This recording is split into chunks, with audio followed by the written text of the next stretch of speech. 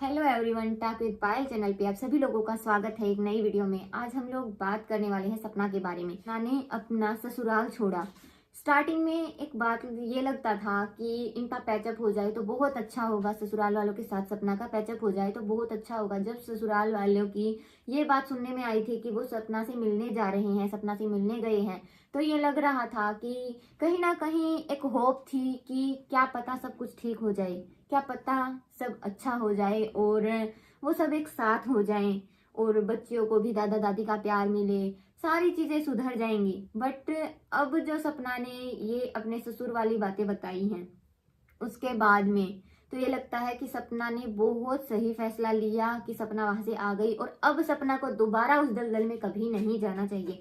जिस दलदल से वो इतने सालों में निकली है, बड़ा मुश्किल से निकली है। क्योंकि देखिए, एक लड़की का ऐसे निकल कर जाना दो बेटियों के साथ में इतना आसान नहीं होता। अब बहुत सारे लोग ये कहते हैं कि जब ससुर ऐसे थे तो उन्होंने सूरज से शादी, चलो उनकी हो गई थी, उन्हें राजवीर से शादी करने की क्या जरूरत थी सपना को।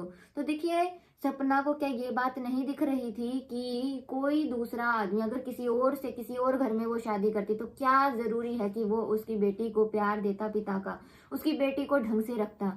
इस चीज की कोई गारंटी नहीं थी।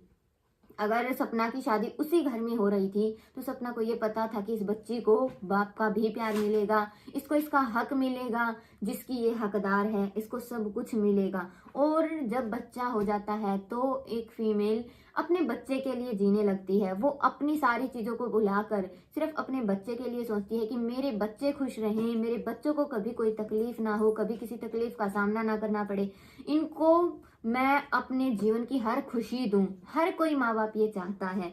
तो और साथ ही जिसका एक हस्बैंड एक्सपायर हो चुका है उस टाइम उसकी बहुत ज्यादा सोचने समझने की क्षमता नहीं होती है दिमाग की, क्योंकि दिमाग इतना काम ही नहीं करता। इसके साथ में इतनी बड़ी मिस हैपनिंग हो गई हो।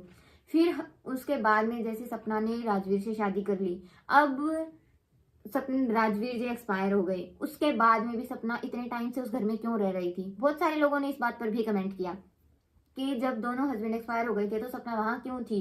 तो एक बात सोचकर देखिए, जब सपना के सेकंड हस्बैंड राजवीर एक्सपायर हो गए थे उसके बाद ये बात तो उनके नेबर ने भी कही है और काफी बार अंशु ने भी बताया था और सपना ने भी, कि सपना को कभी भी चक्कर आ जाते थे, सपना बेहोश होकर गिर जाती थी। सपना की हालत बहुत लंबे समय तक बहुत ज्यादा खराब थी। वो उनके हस्बैंड राजवीर का एक्सपायर होना, उसका सदमा बर्दाश्त नहीं कर पा रही थी और जिसके कारण उनकी बहुत लंबे समय तक दवाइयां चली और उनका time to time medical checkup होता था और उनको मेडिसिन लेनी पड़ती थी। ये कोई छोटी बात नहीं है कि जिसके साथ में छोटी सी उम्र में, एक 21-22 साल की उम्र में दो हस्बैंड का एक्सपायर हो जाना, इतना बड़ा सदमा झेलना कोई आसान बात नहीं है। और सपना के साथ इतना बड़ा सदमा लगा था, सपना को इतनी बड़ी मिस हैपनिंग्स हो गई उसके साथ दो दो इतनी छोटी सी उम्र में। और जिसको आगे ये दिख रहा है कि दो छोटी छोटी बेटियां हैं, वो अकेली बेचारी उनको कैसे पालेगी, कैसे क्या करेगी। तो एक बार एक माँ के पर्सपेक्टिव से सोच कर देखिएगा कि उस माँ पर उस वक्त क्या बीत रही होगी, क्या क्या थॉट्स आ रहे होंगे उसे तब। तो ये सारी चीजें जब हुई तो सपना बहुत ज्यादा बीमार थी। सपना कहीं भी चक्कर खाकर गिर जाती थी, कभी भी उसे चक्कर आ जाते थे, उसकी हालत बिल्कुल ठीक नहीं थी। वो उस समय में वो ये चीज कैसे सोच पाती कि वो अपने बच्चों को लेकर उस घर से निकल जाए, नहीं सोच सकती थी।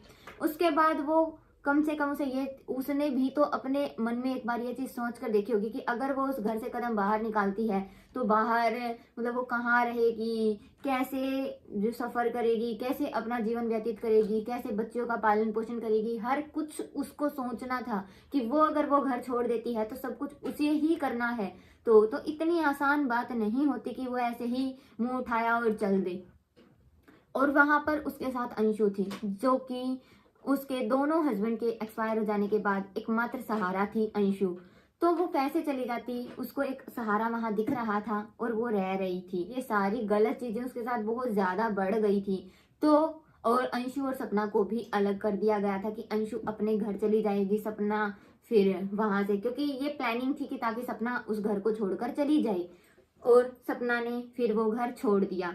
कभी अपने सर पर से पल्लू नहीं हटाकर देखा, अकेले कहीं जाकर नहीं देखा। उसके लिए इतना आसान नहीं है। जो इंसान घर से बाहर कभी अकेला नहीं गया, उसने सब कुछ किया, वो हर चीज उसने अपनी मर्यादा में रहकर की, और वो इंसान अचानक से 2 बच्चों की रिस्पॉन्सिबिलिटी लेके अपने साथ और घर से बाहर ऐसे ही चला जाए, इतना आसान नहीं होता। जो लोग ये नेगेटिव कमेंट्स कर रहे हैं ना, एक बार ये सोच कर देखिए कि अगर आपके साथ, आपकी बहन बेटी के साथ अगर ऐसी सिचुएशन हो जाए तो क्या होगा। क्या आप लोग जो बोल रहे हैं कि वो तब क्यों नहीं गई, तो क्या आप लोग ऐसा कर पाते? एक बार उसके पॉइंट ऑफ व्यू से सोच कर देखिए कि उसके ऊपर क्या बीत रही होगी।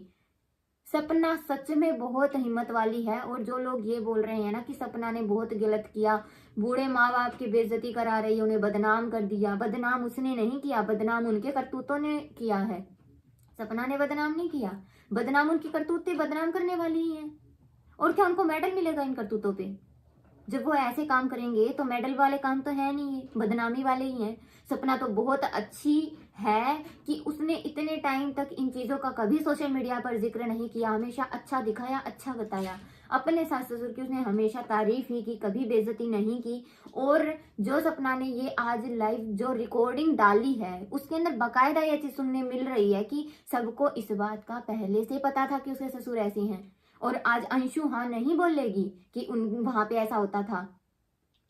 क्यों? क्योंकि अंशु को ये दिख रहा है कि उसकी पढ़ाई लिखाई हर चीज का पैसा उसे वहीं से मिल रहा है, और कहीं ना कहीं अंशु और अंशु के मम्मी पापा को ही तो होप है ही कि वहां से उसे कुछ मिलेगा अच्छा खासा।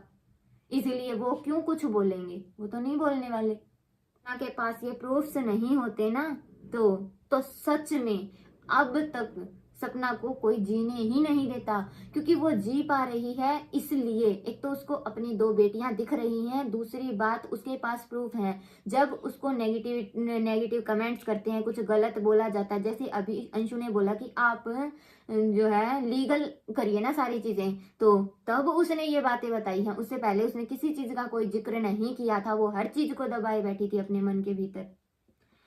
और अब अगर सपना जी पा रही है अपनी लाइफ और अपने बच्चों के साथ सरवाइव कर पा रही है, तो उसका एकमात्र रीजन है कि उसके वो सही है, और उसके पास प्रूफ्स हैं कि उसको गलत कह रही हैं, तो वो प्रूफ्स के साथ में सही साबित हो जाती है। अगर उसके पास प्रूफ्स नहीं होते तो अब तक कब का सपना को सुसाइड करने पर मजबूर कर दिया जाता। मेरी तो यही रिक्वेस्ट होगी कि आप लोग सपना को गलत मत बोलो, सपना सही है। एक बार उसके नजरिए से सब कुछ देख कर देखिए, एक बार उसके बारे में सोच कर देखिए। बाकी चलिए दोस्तों, पूरी वीडियो देखा आपने, और आप लोगों का क्या पॉइंट ऑफ व्यू है, सारी बातें सुनने के बाद में आप लोगों का क्या पॉइंट ऑफ व्यू है, कमेंट बॉक्स में जरूर शेयर करिएगा। चलिए दोस्तों, आज की वीडियो को यहीं एंड करते हैं, और जल्द ही मिलते हैं एक नई वीडियो में। तब तक के लिए आप वीडियो को लाइक कर दीजिएगा और चैनल को सब्सक्राइब कर दीजिएगा।